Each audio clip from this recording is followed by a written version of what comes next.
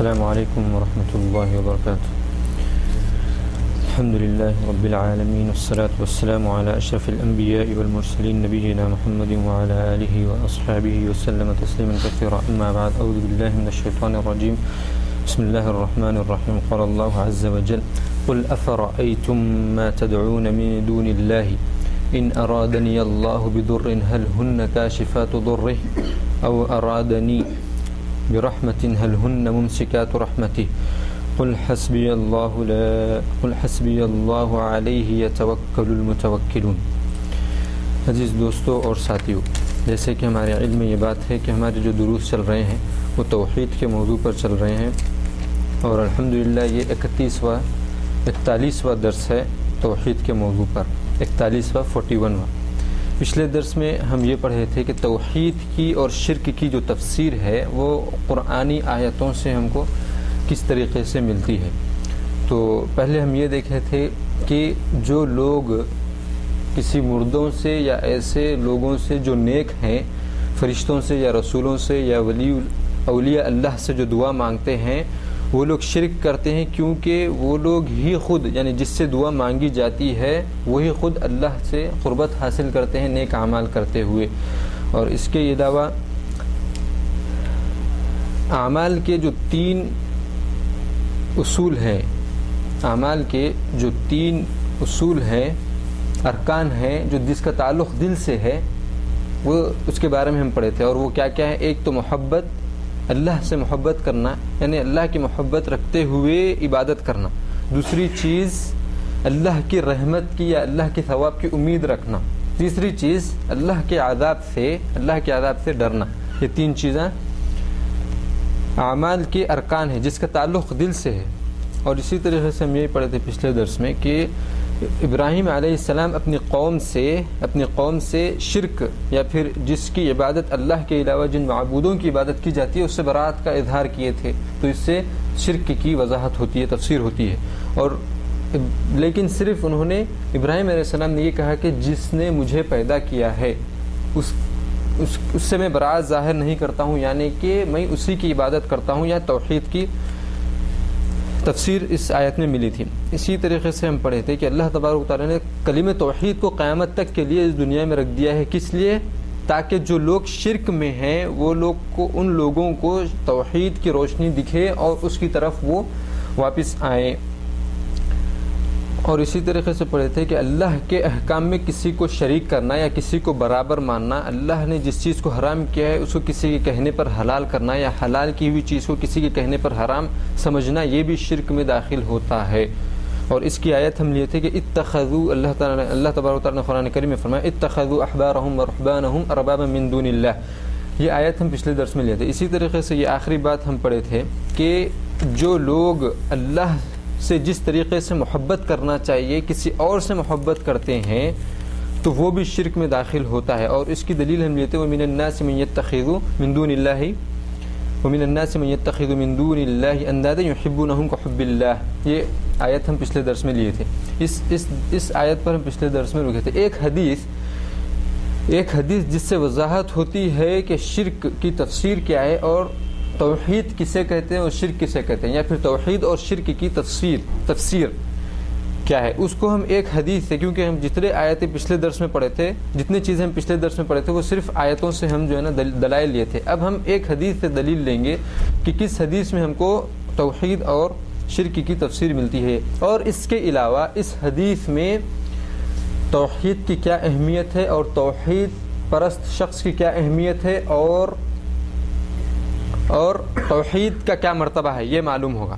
صحیح مسلم میں یہ روایت موجود ہے جس میں رسول اللہ صلی اللہ علیہ وسلم فرماتے ہیں من قال لا الہ الا اللہ وکفر بما یعبد من دون اللہ حرم مالہ ودمہ وحسابہ علی اللہ عز وجل۔ جو کوئی شخص، رسول اللہ علیہ وسلم فرماتے ہیں کہ جو کوئی شخص یہ کہے کہ اللہ کے علاوہ کوئی معبود برحق نہیں ہے، اور وہ اس چیز کا اقرار کرے کہ جس کی عبادت اللہ کے علاوہ کی جاتی ہے اس کا کفر کرے، یہ کہے کہ جن معبودوں کی عبادت کی جاتی ہے اللہ کے علاوہ اس کا وہ کفر کرے، تو حرم مالہ و دمہ، تو اس کا مال اور اس کا خون تمام انسانیت پر حرام ہو جاتا ہے، اور اس کا جو حساب ہوگا وہ اللہ تبارک و تعالیٰ کے ہاتھ میں ہوگا۔ اس حدیث میں رسول اللہ صلی اللہ علیہ وسلم نے فرمایا کہ جو شخص یہ کہے کہ اللہ کے علاوہ کوئی اور معبود برحق نہیں ہے، اس حدیث میں یہاں پر توحید کی تفسیر ملتی ہے، توحید کی تفصیل یا تفسیر ملتی ہے کہ اللہ کے علاوہ کسی اور، اللہ یہ گواہی دینا کہ اللہ کے علاوہ کوئی اور معبود نہیں ہے، یہ ہے توحید، یہ ہے توحید۔ اور شرک کی کہاں پر تفسیر ملتی ہے؟ جہاں پر رسول اللہ صلی اللہ علیہ وسلم نے فرمایا کہ اور وہ یہ براعت ظاہر کرے، یہ براعت ظاہر کرے کہ اللہ کے علاوہ جتنے معبودوں کی عبادت کی جاتی ہے میں اس سے بری ہوں، یہ ہے شرک، یہ ہے شرک سے براعت ظاہر کرنا، یعنی اللہ کے علاوہ کسی اور معبودوں کی، جتنے معبودوں کی عبادت کی جاتی ہے وہ ہے شرک۔ اس کے علاوہ اس حدیث میں اور کیا چیز ہم کو سیکھنے کو ملتی ہے؟ سب سے پہلی چیز یہ ملتی ہے کہ توحید کی کیا اہمیت ہے، کہ جو شخص توحید پرست ہوتا ہے اس کا مال اور اس کی جان حرام ہو جاتی ہے، اس کا خون حرام ہو جاتا ہے، یعنی کہ جو شخص کلمہ گو ہے اس کو کوئی ناحق قتل نہیں کر سکتا ہے، اس کو کوئی ناحق قتل نہیں کر سکتا ہے۔ ناحق کا مطلب جب تک وہ شخص کسی اور کا قتل نہ کرے، ناحق اس کا قتل نہیں کیا جا سکتا ہے، یا پھر ایسا جرم یا ایسا گناہ کرے جو اسلام میں اس کی سزا ہے موت، اسلام میں اس کی سزا ہے موت، تو اس پر اس کو کوئی قتل نہیں کر سکتا ہے۔ مثال کے طور پہ قتل کو چھوڑ کر کے ایک شادی شدہ مرد اگر زنا کرتا ہے تو اس کا اسلام میں حکم ہے کہ رجم کیا جائے، اس کو پتھروں سے مار کر کے ختم کیا جائے۔ یہ ہے جب اس کا خون حلال ہو جائے گا، جب یہ جرم کرے گا وہ، جب اس کا خون حلال ہو جائے گا۔ اس کے علاوہ جو دوسری چیزیں ہیں، لیکن بتلانے کا مقصد جو توحید پر شخص ہے اس کا خون حرام ہو جاتا ہے، مال حرام ہو جاتا ہے۔ اس کا مطلب یہ ہے کہ اس کا جو مال ہے کوئی شخص ناحق اس سے نہیں لے سکتا، چاہے وہ بچہ ہی کیوں نہ ہو، چاہے وہ جوانی کیوں نہ ہو، چاہے وہ بوڑھا ہی کیوں نہ ہو، اور چاہے وہ شخص مر ہی کیوں نہ گیا ہو، اس کے مال میں سے ناحق کوئی نہیں لے سکتا ہے۔ یہ مطلب ہے کہ اس کا مال اور اس کا خون حرام ہو جاتا ہے۔ اس کے بعد رسول اللہ صلی اللہ علیہ وسلم نے فرمایا کہ وَحِسَابُهُ عَلَى اللَّهِ عَزَّ وَجَلَّ، وَحِسَابُهُ عَلَى اللَّهِ عَزَّ وَجَلَّ، یعنی کہ جو بھی وہ دنیا میں کام کرتا ہے اس کے ظاہری طور پر اس کا دنیا میں حساب ہوگا، ظاہری چیز دیکھ کر کے۔ اس کے جو باطنی چیز ہے اس کا مالک اللہ ہوگا، اس پر ہم کو کوئی اختیار نہیں ہے، اس کے دل کے چیزوں پر ہم کو کوئی اختیار نہیں ہے۔ ہم جو بھی چیز اس دنیا میں اس کا محاسبہ کریں گے، اس کا محاسبہ کریں گے صرف اس کے ظاہری چیز پر کریں گے، اس کے باطنی چیز پر اس کا حساب اللہ تبارک و تعالیٰ پر ہے۔ یہ حدیث اصل بتلانے کا مقصد توحید اور شرک کی وضاحت اس حدیث میں ملتی ہے۔ اب ہم یہاں سے یہ دیکھیں گے کہ ہم توحید کے فضائل دیکھ لیے ہیں، توحید کسے کہتے ہیں، توحید کے کیا مراتب ہیں، توحید کی دعوت دینا کیا ہے، شرک کیا ہے، شرک کسے کہتے ہیں، شرک اکبر، شرک اصغر، یہ دروس میں ہم پورے پڑھ چکے ہیں۔ اب یہاں سے ہم یہ شروع کریں گے کہ کن کن چیزوں کو کرنے سے یا کیا کیا چیزیں اپنانے سے، کون سی چیزیں اپنانے سے، کون سی چیزیں پہننے سے، کون سی چیزیں اپنی زندگی میں لانے سے شرک ہوتا ہے۔ اب یہاں سے شرک کی تفاصیل ہے۔ اب تک ہم صرف بیسکس لے رہے تھے کہ شرک کیا ہے، یہ ہم کو علم حاصل ہو گیا کہ شرک کیا ہے، توحید کیا ہے۔ اب کیا چیز استعمال کرنے سے اور کیا چیز چھوڑنے سے، یا پھر کس چیز کو چھوڑنے سے شرک ہوتا ہے، اور کیا چیز اپنی زندگی میں لانے سے شرک ہوتا ہے، یا پھر کیا چیز اپنانے سے توحید میں انسان آتا ہے، یا کیا چیز چھوڑنے سے توحید سے باہر ہوتا ہے۔ اب یہاں سے ہم دیکھیں گے، اور سب سے پہلی چیز اور سب سے اہم جو توحید کے معاملے میں ہے وہ یہ ہے کہ کون سی چیز پہننے سے آدمی شرک کر سکتا ہے۔ اور سب سے پہلی چیز ہے کوئی شخص اگر کڑا پہنے یا پھر تاگا یا دھاگا باندھے کسی بھی خبر والے کا یا کسی بھی ولی کا یا پھر کسی بھی شخص کا، وہ دھاگا باندھے یا پھر کڑا پہنے، چاہے ہاتھ میں ہو، چاہے پیر میں ہو، چاہے گلے میں ہو، چاہے سر پر ہو، چاہے انگوٹھی کی شکل میں انگلی میں ہو، جو یا پھر تاگا ہو انگلی میں، جو بھی چیز وہ پہنے اس نیت سے کہ وہ چیز کسی بھی بلا کو دور کر سکتی ہے، یا پھر وہ چیز کوئی بھی بلا آنے کو روک سکتی ہے، یہ سمجھ کر کے یا یہ نیت سے پہنے یا وہ نیت سے استعمال کرے تو پھر وہ شرک میں داخل ہوتا ہے۔ کب شرک اصغر ہوتا ہے وہ چیز اور کب شرک اکبر ہوتا ہے یہ سمجھنا ضروری، لیکن شرک اصغر اور شرک اکبر دونوں کا معاملہ قیامت کے دن جہنم ہوگا۔ شرک اصغر اور شرک اکبر دونوں میں جو نتیجہ ہے وہ جہنم ہے۔ فرق ہوگا شرک اصغر اور شرک اکبر میں دوسری چیزوں میں، لیکن نہایت جو نتیجہ ہے وہ جہنم ہوگا قیامت کے دن۔ کب شرک اصغر ہوتا ہے کڑا پہننا، اور کب یا دھاگا پہننا، یا اور کب شرک اکبر ہوتا ہے، اور شرک اصغر کیا ہوتا ہے، شرک اکبر کیا ہوتا ہے، میں اس کو دہرانا نہیں چاہتا کیونکہ وقت ضائع ہوگا، کیونکہ ہم یہ چیز پہلے پڑھ چکے ہیں پچھلے جو گزرے ان دروس میں۔ اور یہ جو کڑا پہنتے ہیں یا دھاگا پہنتے ہیں یا جو بھی چیز پہنتے ہیں وہ لوگ دو وجہ سے پہنتے ہیں۔ اس چیز کو لوگ دو وجہ سے پہنتے ہیں۔ ایک فیشن کے لیے پہنتے ہیں، کوئی انگوٹھی پہنتا ہے فیشن کے لیے پہنتا ہے، اس پہ جو بھی لکھا ہوا ہے، اللہ ہو یا محمد ہو یا علی ہو، جو بھی لکھا ہوا ہے وہ پہنتا ہے۔ یا پھر بعض جنے کڑے پہنتے ہیں فیشن کے لیے، چاہے وہ سونے کا ہو یا پھر جو ہے نا چاندی کا ہو یا پتل کا، جو بھی ہو فیشن کے لیے پہنتے ہیں۔ بعض لوگ جو ہے نا فیشن کے لیے بالی ڈالتے ہیں، بعض لوگ پیر میں پہنتے ہیں۔ فیشن، یہ فیشن کے لیے اگر کوئی پہن رہا ہے کوئی شخص کوئی بھی چیز، تو پھر اس کا اسلام سے کوئی تعلق نہیں ہوگا، وہ شرک میں داخل نہیں ہوگا فیشن کے لیے۔ ہاں لیکن یہ چیز گناہ میں شامل ہوگی، کیونکہ یہ کفار کی مشابہت ہے۔ یہ چیز جو کرتے ہیں یہ لوگ یہود و نصارہ کرتے ہیں، یا پھر جو اللہ پر ایمان نہیں رکھتے وہ لوگ کرتے ہیں، یہ گناہ میں شامل ہوگا، لیکن شرک یا پھر اسلام سے اس کا کوئی تعلق نہیں ہوگا اگر یہ فیشن کے لیے پہن رہا ہو۔ لیکن کوئی شخص کڑا یا پھر دھاگا، جو بھی چیز میں ذکر کیا ہوں، اس کو یہ نیت سے پہنے کہ یہ ذریعہ ہے، یہ سبب ہے کہ اس کے ذریعے سے اگر میں یہ پہنوں گا تو اللہ تبارک و تعالیٰ مجھے کوئی مصیبت نہیں دیں گے۔ یہ چیز سمجھنا بہت ضروری ہے کہ شرک اصغر کب ہوتا ہے یہ پہننے سے، اور شرک اکبر کب ہوتا ہے۔ اگر کوئی شخص کڑا پہنے یہ نیت سے کہ اس وجہ سے، یہ پہننے کی وجہ سے اللہ تبارک و تعالیٰ مجھے کوئی نقصان نہیں پہنچائیں گے، اور یا پھر مجھ پر کوئی مصیبت نہیں آئے گی، یا پھر یہ پہننے کی وجہ سے اللہ تبارک و تعالیٰ یہ میری مصیبت کو دور کر دیں گے، اگر یہ نیت سے کوئی شخص پہن رہا ہے تو وہ شرک اصغر ہوگا، شرک اکبر میں داخل نہیں ہوگا۔ کیوں؟ سوال آتا ہے کیوں؟ کیونکہ اس نے اس کڑے پر بھروسہ نہیں کیا۔ اس کا ایمان کس پر ہے؟ پورا اللہ پر ہے۔ وہ کیا کہہ رہا ہے؟ اس کی نیت کیا ہے کہ اللہ تبارک و تعالیٰ اس کی وجہ سے تو یہ وجہ بن گئی ہے۔ وجہ جب کوئی چیز بنتی ہے تو وہ شرک اصغر میں آتی ہے۔ جو توحید سے جو چیز رابطہ رکھتے ہیں ان چیزوں میں اگر کوئی شخص یہ سمجھ کر کے پہنتا ہے کڑا کہ اللہ تبارک و تعالیٰ اس کی وجہ سے مجھے کوئی مصیبت نہیں لائیں گے مجھ پر، تو پھر یہ شرک اصغر ہے۔ اب دوسری چیز، شرک اکبر کب ہوتا ہے؟ شرک اکبر جب ہوتا ہے جب وہ انسان اس کڑے کو یا اس دھاگے کو یہ نیت سے پہنے کہ یہ کڑا اور یہ دھاگا ہی یہ مصیبت کو دور کرے گا۔ فرق ہے دونوں میں۔ دھاگے کو سبب بنانا اور اللہ پر توکل کرنا ایک الگ چیز ہے، یہ شرک اصغر ہے، لیکن دھاگے پر ہی اسی کو خدا ماننا، دھاگے پر ہی یہ ایمان رکھنا یا یہ عقیدہ رکھنا کہ یہ اگر میں اتار دوں گا تو یہ دھاگا ہی مجھ پر مصیبت لائے گا، یا پھر یہ دھاگے کو اگر نہیں پہنوں گا تو یہ دھاگا نہیں پہننے کی وجہ سے، یا پھر یہ دھاگا نہیں پہنوں گا تو میری مصیبت نہیں جائے گی، یہ عقیدہ رکھنا یہ شرک اکبر ہے۔ دونوں میں فرق ہے۔ اور جو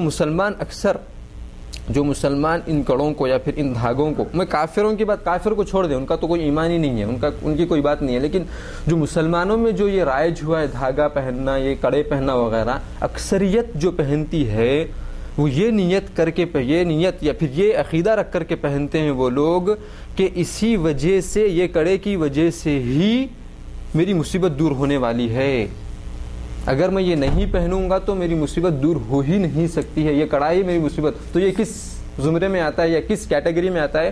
شرک اکبر میں۔ اور اس کی دلیل اب تک جو میں بیان کیا ہوں کہ جو کڑا پہننا ہے یا دھاگا پہننا ہے یا پھر کوئی بھی چیز سوائے اللہ کے، کوئی بھی چیز کسی بھی مصیبت کو دور نہیں کر سکتی ہے، آئی ہوئی مصیبت کو دور نہیں کر سکتی، یا پھر آنے والی مصیبت کو دور نہیں کر سکتی، اللہ کی دی ہوئی رحمت کو دور نہیں کر سکتی، یا اللہ تعالیٰ کی جو آنے والی رحمت ہے اس کو روک نہیں سکتی، اللہ کے سوا کوئی اور نہیں ہے۔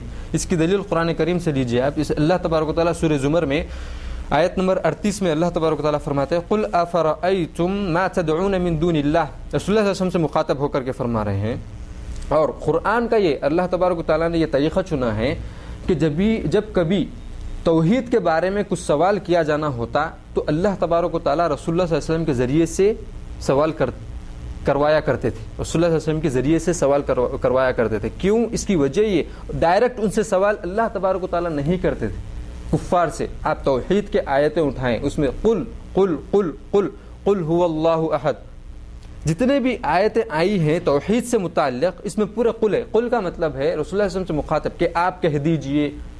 اور جہاں پر بھی قرآن میں آپ کبھی بھی قل پڑھ لیں، ایک فائدہ آپ کو میں دیتا ہوں قرآن پڑھتے ہوئے آپ کو مطلب سمجھنے کے لیے. قل جہاں پر بھی کہیں بھی قرآن میں آپ کہیں بھی قل کو پڑھیں وہاں پر آپ سمجھ جائیں کہ رسول اللہ صلی اللہ علیہ وسلم سے مخاطب ہے، یہ چیز رسول اللہ صلی اللہ علیہ وسلم سے مخاطب ہے.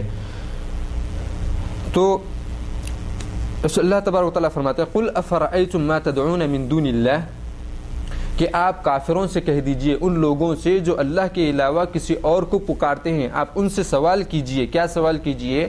ان ارادنی اللہ بضر، اگر اللہ تبارک و تعالیٰ مجھ کو کوئی نقصان پہنچانا چاہے. کیا سوال کیجئے؟ اگر اللہ تبارک و تعالیٰ مجھ کو کوئی نقصان پہنچانا چاہے. کون کہہ رہے ہیں؟ رسول اللہ صلی اللہ علیہ وسلم.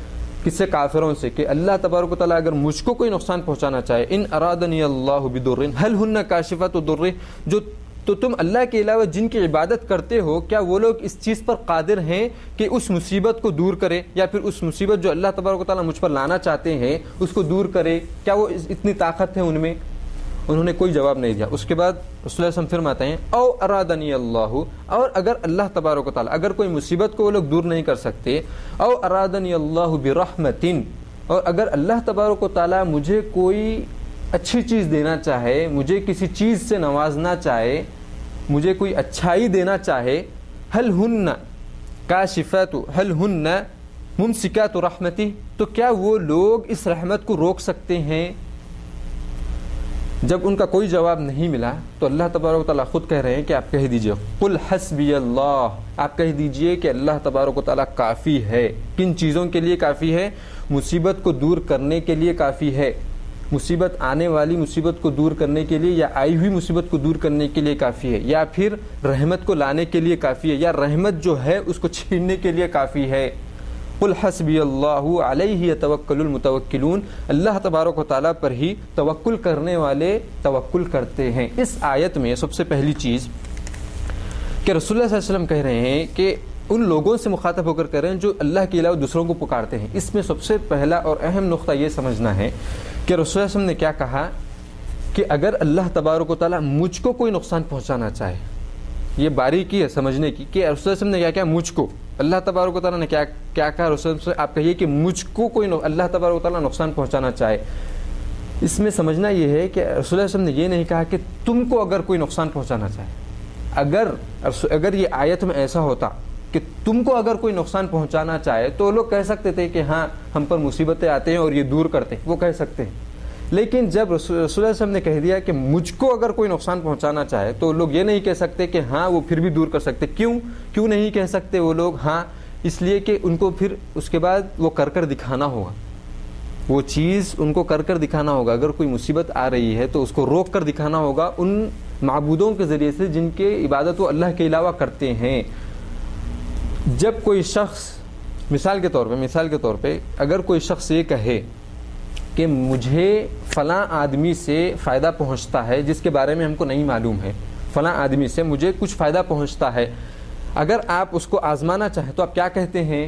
آپ یہ نہیں کہتے کہ تم کو اگر اس سے کچھ فائدہ ہوتا ہے تو تم کو کیا فائدہ ہوتا ہے اب کر کے دکھاؤ. آپ یہ نہیں کہتے. آپ یہ کہتے کہ اگر تم کو کچھ فائدہ ہوتا ہے اس کے ذریعے سے تو یہ مجھ کو بھی کر کے دکھلاؤ.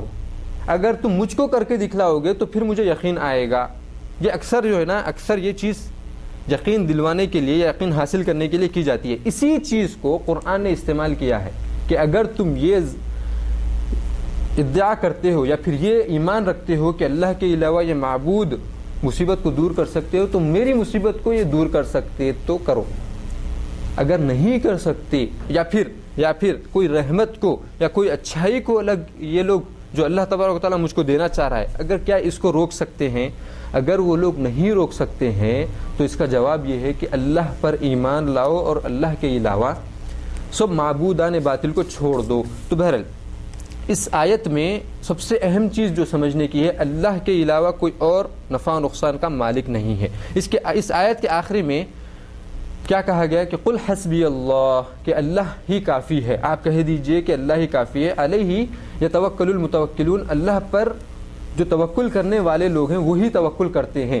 ہم پچھلے دروس میں پڑھے تھے کہ جب ہم یہ پڑھے تھے کہ جو لوگ قیامت کے دن بغیر حساب و کتاب کی جنت میں جائیں گے، ان لوگوں کی صفات میں سے ایک صفت یہ ہے کہ وہ اللہ پر توکل کرتے ہیں۔ تو اس آیت میں بتلایا گیا ہے کہ جو اللہ پر خالصتاً ہر چیز کے لیے اللہ پر توکل کرتا ہے وہی شخص توحید پرست ہے، اور وہی شخص جنت میں بغیر حساب و کتاب کے جانے والا ہے۔ یہ دلیل ہے قرآن سے۔ اب ہم دلیل لیتے ہیں آیت سے اور خاص حدیث سے۔ اب ہم دلیل لیتے ہیں حدیث سے، جس میں خاص طور سے ذکر کیا گیا ہے کہ کڑا پہننا اور دھاگا باندھنا شرک میں سے ہے، اور وہ کبھی آخرت میں کامیاب نہیں ہوگا۔ دلیل لیجیے آپ، مسند احمد میں صحیح حدیث ہے، عمران بن حسین رضی اللہ تعالیٰ عنہ سے روایت ہے کہ رسول اللہ صلی اللہ علیہ وسلم کے بارے میں فرماتے ہیں ان النبی صلی اللہ علیہ وسلم رأى رجلا فی یدہ حلقہ من صفر، کہ رسول اللہ صلی اللہ علیہ وسلم نے ایک شخص کے ہاتھ میں کڑا دیکھا۔ فقال، تو رسول اللہ صلی اللہ علیہ وسلم نے اس شخص سے پوچھا ما هذه، یہ کیا چیز ہے؟ تو اس شخص نے کہا قال من الواہنہ، یہ مجھے ایک بیماری ہو چکی ہے، اور یہ بیماری جو واہنہ ہے میں آگے ذکر کرتا ہوں کیا ہوتی ہے، یہ مجھے ایک بیماری ہو چکی ہے، اس وجہ سے میں پہنا ہوں، یہ بیماری دور ہو جائے اس وجہ سے میں پہنا ہوں۔ تو رسول اللہ صلی اللہ علیہ وسلم نے فرمایا انزعها، اس چیز کو نکال کر پھینک دو، اس چیز کو نکال کر پھینک دو، فإنها لا يزيد إلا وهنا، تو یہ چیز تم کو صرف درد کے اور کچھ نہیں دے گی، جو تم کو تکلیف ہے اس تکلیف میں زیادتی ہی دے گی، کمی کچھ نہیں کرے گی۔ اس چیز کو اگر تم پہنو گے تو یہ جو تم کو جو بیماری ہے وہ بیماری زیادہ ہوگی، کم ہرگز نہیں ہو سکتی ہے۔ اس کے بعد رسول اللہ آگے فرماتے ہیں رسول اللہ صلی اللہ علیہ وسلم فإنك لو مت وهي عليك ما أفلحت أبدا، اگر تم اس حالت میں مر گئے کہ تمہارے ہاتھ میں یہ کڑا ہو، یا پھر تمہاری نیت اس کڑے پر ہو یا اس دھاگے پر ہو، تو تم کبھی کامیاب نہیں ہو سکتے۔ کامیاب سے مراد ہے کبھی تم جنت میں داخل نہیں ہو سکتے، کبھی تم جنت میں داخل نہیں ہو سکتے۔ اس حدیث میں حلقۃ من صفر کا جو ذکر ہے، حلقے سے مراد ہے کڑا، اور رسول اللہ صلی اللہ علیہ وسلم نے کہاں پر دیکھا؟ ہاتھ میں دیکھا اس کا کڑا۔ تو اس شخص نے کیا کہا من الواہنہ، واہنہ کیا چیز ہوتی ہے؟ واہنہ ایک قسم کی بیماری ہے جو پورے ہاتھ میں ہوتی ہے۔ بعض علماء نے کہا ہے کہ یہ پسینے سے آتی ہے، یہ بیماری پسینہ جو ہے نا جب چھوٹتا ہے تو انسان کے ہاتھ میں یہ بیماری آتی ہے، اور بعض لوگوں نے کہا ہے کہ صرف یہ اس کا کوئی پسینے سے کوئی لینا دینا نہیں ہے، لیکن یہ پورے ہاتھ میں آتی ہے بیماری۔ تو جب رسول اللہ صلی اللہ علیہ وسلم نے اس کے ہاتھ میں یہ کڑا دیکھا تو پوچھا ما هذه، تو رسول اللہ صلی اللہ علیہ وسلم کا سوال کرنے کا انداز جو تھا یہ پوچھنا چاہتے تھے کہ یہ تم نے کس وجہ سے لگایا ہے، یعنی یہ معلومات حاصل کرنے کے لیے نہیں بلکہ انکار کرتے ہوئے کہ تم یہ کیوں پہنے ہو، آخر اس لیے نہیں کہ تم یہ پہنے ہو تو مجھے بتلاؤ کس وجہ سے پہنے ہو، یہ نہیں، تم یہ پہنے ہی کیوں، یہ بتلانا چاہتے ہیں رسول اللہ صلی اللہ علیہ وسلم، تم یہ پہنے ہی کیوں؟ تو اس کا جواب کیا تھا؟ من الواہنہ، مجھے جو تکلیف ہے اس کو دور کرنے کے لیے۔ تو رسول اللہ نے فرمایا اس کو نکال دو، یہ چیز تم کو کبھی فائدہ نہیں دے گی۔ اس حدیث میں جو صحابی ہے، اور یہ صحابی ہے جس کے بارے میں ذکر کیا گیا ہے جو پہنے ہوئے تھے کڑا، یہ صحابی ہے خود اس کے راوی عمران بن حسین رضی اللہ تعالیٰ عنہ، جنہوں نے اس حدیث میں اپنا نام چھپایا تھا، لیکن دوسری حدیث اب ایک آتی ہے جس میں انہوں نے اپنا نام ظاہر کیا ہے کہ مجھے ہی رسول اللہ صلی اللہ علیہ وسلم نے کہا کہ یہ کڑا اتارو۔ اب سمجھنے کی اور سوچنے کی بات یہ ہے کہ جب صحابی کے بارے میں رسول اللہ صلی اللہ علیہ وسلم کہہ رہے ہیں کہ تم اگر اس حالت میں تمہارا اگر انتقال ہو گیا، تم اس دنیا سے چلے گئے تو تم کبھی کامیاب نہیں ہو سکتے، اور صحابی کون ہے؟ کسے کہتے ہیں؟ جو رسول اللہ صلی اللہ علیہ وسلم کو اپنی زندگی میں دیکھا ہو اور ایمان لایا ہو اور اسی حالت میں اس کا انتقال ہو چکا ہو، اس کو صحابی کہتے ہیں۔ ایسے شخص کے بارے میں رسول اللہ صلی اللہ علیہ وسلم کہہ رہے ہیں کہ تم کبھی کامیاب نہیں ہو سکتے، کبھی جنت میں داخل نہیں ہو سکتے، تو یہ بات دلالت کرتی ہے کہ اس کے بعد جتنے لوگ آنے والے ہیں ان کے لیے کوئی حجت نہیں بنتی کہ وہ کڑے یا پھر دھاگوں کو استعمال کرے، چاہے وہ کسی بھی خبر والے کا ہوگا، چاہے وہ کتنا ہی بڑا عالم تھا ہوگا اپنے زمانے کا، کبھی اس کو کامیابی حاصل نہیں ہوگی اس چیز سے۔ یہ چیز سب سے پہلے کڑا پہننا یا دھاگا پہننا۔ اب دوسری چیز جس کو استعمال کرنے سے آدمی شرک میں داخل ہوتا ہے، دوسری چیز یہ ہے تعویذ۔ تعویذ کا استعمال کرنا یا پھر ودعا کا استعمال کرنا۔ تعویذ معروف ہے، تعویذ کسے کہتے ہیں؟ تعویذ صرف گلے میں ہی نہیں پہنی جاتی، مشہور یہ ہے کہ صرف گلے میں ہی پہنی جاتی ہے تعویذ۔ اور تعویذ میں ہوتا کیا ہے؟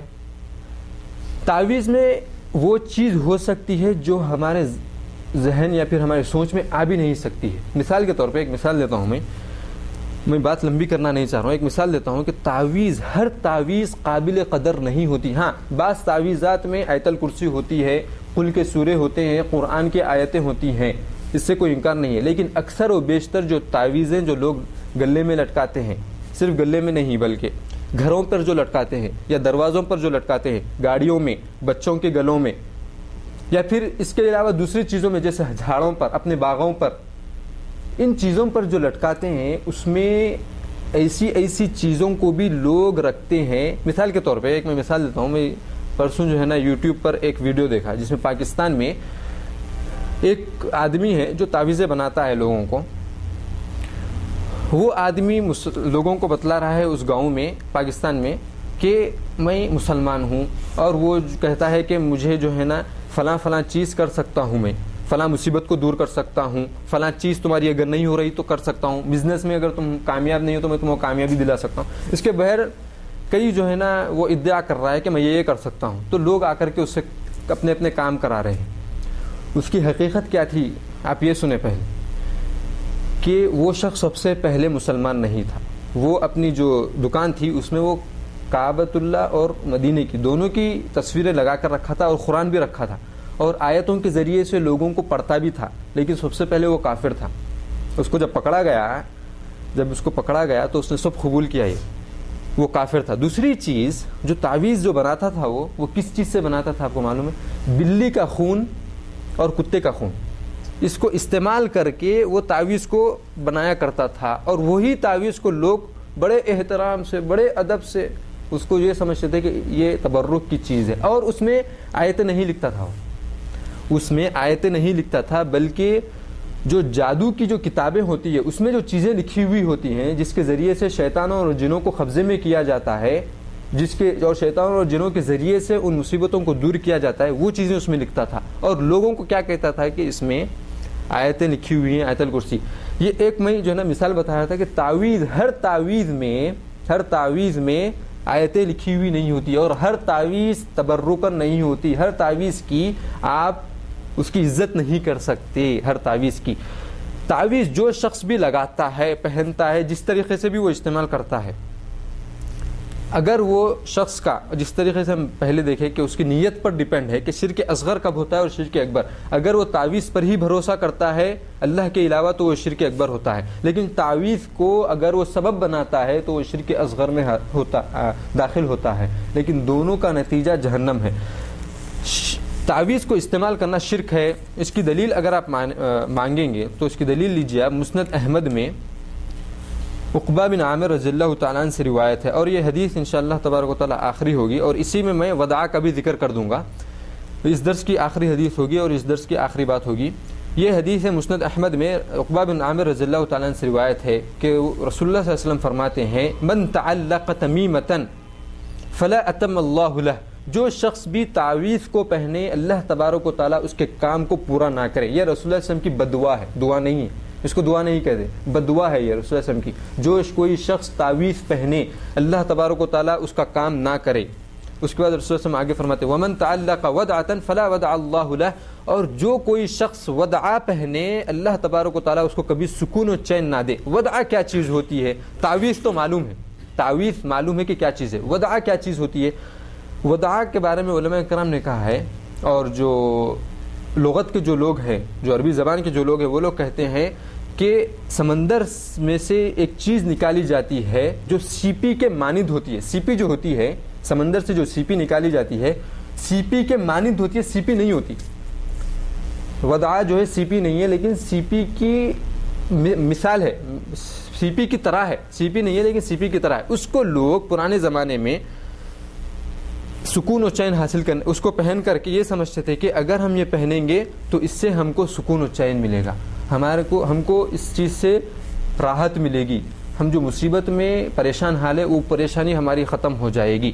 تو رسول اللہ صلی اللہ علیہ وسلم نے اس بارے میں بھی بدعا دی کہ جو شخص وداع کو استعمال کرے اللہ تبارک و تعالیٰ اس کو کبھی سکون و چین نہ دے، کیونکہ وداع پہنتے تھے لوگ سکون و چین کے لیے، اور تمیمہ یعنی کہ تعویذ جو پہنتے ہیں، تعویذ کس لیے پہنتے ہیں؟ ایک بہت سے اس کے جو ہے نا بہت سے وجوہات ہے پہننے کے، بہت سے وجوہات ہے، ایک اس میں سے نظر بد کے لیے ہے، یا پھر جو ہے نا کسی مصیبت سے بچنے کے لیے، اور بچوں کو خاص طور پہ پہناتے ہیں اس میں آیت الکرسی لکھ کر کے تعویذ کو کہ نظر بد سے بچے رہیں۔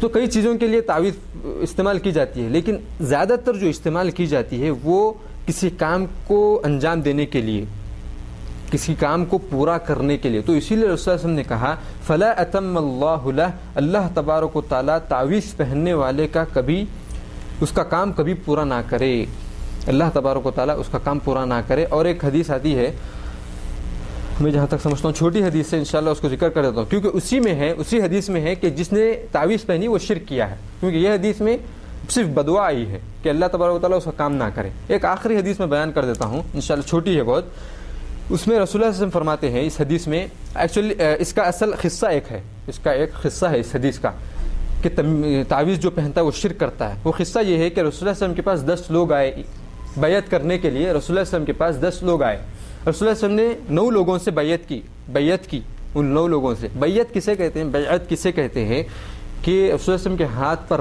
رکھ کر کے یہ اقرار کرنا کہ اللہ کے علاوہ کوئی معبود نہیں، اور رسول اللہ علیہ وسلم اس کے سچے رسول اور اس کے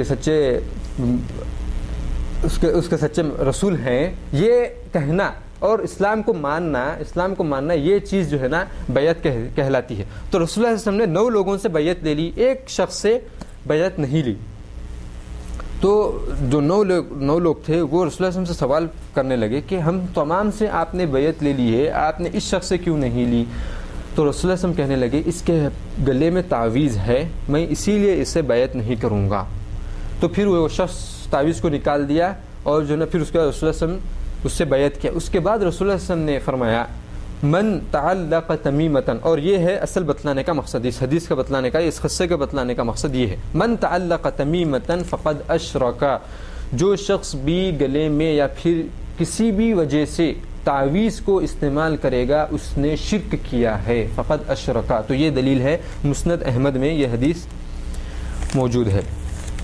تو اس درس کا خلاصہ، میں اسی حدیث پر اس درس کو ختم کرتا ہوں، اس درس کا خلاصہ یہ ہے کہ توحید کی اور شرک کی جو تفسیر ملتی ہے حدیث سے، وہ حدیث ہے صحیح مسلم میں، جس میں رسول اللہ صلی اللہ علیہ وسلم نے فرمایا کہ جو شخص اللہ کے علاوہ اللہ پر ایمان لائے اور یہ کہے کہ اللہ کے علاوہ کوئی اور معبود برحق نہیں ہے، یہ اس حدیث میں یہاں پر توحید کی تفسیر ہے۔ اور شرک کی تفسیر کہاں پر ہے؟ جہاں پر رسول اللہ صلی اللہ علیہ وسلم نے فرمایا کہ کفر ما یعبد من دون اللہ، کہ اللہ کے علاوہ جن معبودوں کی عبادت کی جاتی ہے اس کا کفر کرے، تو وہ یہاں پر شرک کی تفسیر ملتی ہے۔ دوسرا نقطہ اس درس کا یہ ہے کہ جو شخص بھی کڑا پہنتا ہے یا پھر دھاگا پہنتا ہے وہ شرک کرتا ہے، لیکن شرک کے دو وجہ سے لوگ پہنتے ہیں، ایک تو فیشن کے لیے یا پھر ایک عقیدتاً۔ اگر فیشن سے پہنے تو کوئی اس سے اسلام کا کوئی تعلق نہیں ہے، صرف گناہ ہوگا اس کو، کیونکہ وہ مشابہت کر رہا ہے کفار کی۔ اگر وہ عقیدتاً پہنتا ہے تو اس میں 2 چیزیں، شرک اصغر، شرک اکبر۔ شرک اصغر کب ہوگا؟ جب وہ یہ نیت کرے کہ اگر یہ پہننے کی وجہ سے اللہ تبارک و تعالیٰ مجھے اس مصیبت سے دور رکھیں گے تو یہ شرک اصغر ہے۔ اگر وہ شخص یہ نیت سے پہنے کہ یہی مجھے مصیبتوں سے دور کرے گا تو وہ شرک اکبر ہے۔ کیا؟ کڑا اور دھاگا پہننے سے۔ یہ دوسرا نقطہ ہے۔ تیسرا نقطہ یہ ہے کہ اللہ کے علاوہ کوئی بھی مصیبتوں کو دور کرنے والا نہیں ہے اور رحمتوں کو لانے والا نہیں ہے۔ چوتھا نقطہ اس درس کا یہ ہے کہ جو شخص کڑوں کو یا پھر دھاگوں کو مصیبت کو یا درد کو دور کرنے کے لیے پہنے تو اس کا درد اور مصیبت دور نہیں ہوگی بلکہ درد اور مصیبت بڑھے گی۔ پانچواں اور آخری نقطہ اس درس کا یہ ہے کہ جو شخص بھی تعویذ پہنے گا یہ نیت سے کہ یہ تعویذ کی وجہ سے ہی میری مصیبت دور ہوگی تو وہ اس نے شرک کیا ہے اور وہ کبھی جنت میں داخل نہیں ہوگا۔ اسی بات پر اپنی بات کو ختم کرتا ہوں۔ وآخر دعوانا الحمدللہ رب العالمین وصلی اللہ وسلم علی نبینا محمد وعلی آلہ واصحابہ وسلم تسلیما کثیرا۔ سبحانک اللہم وبحمدک نشہد ان لا الہ الا انت نستغفرک ونتوب الیک۔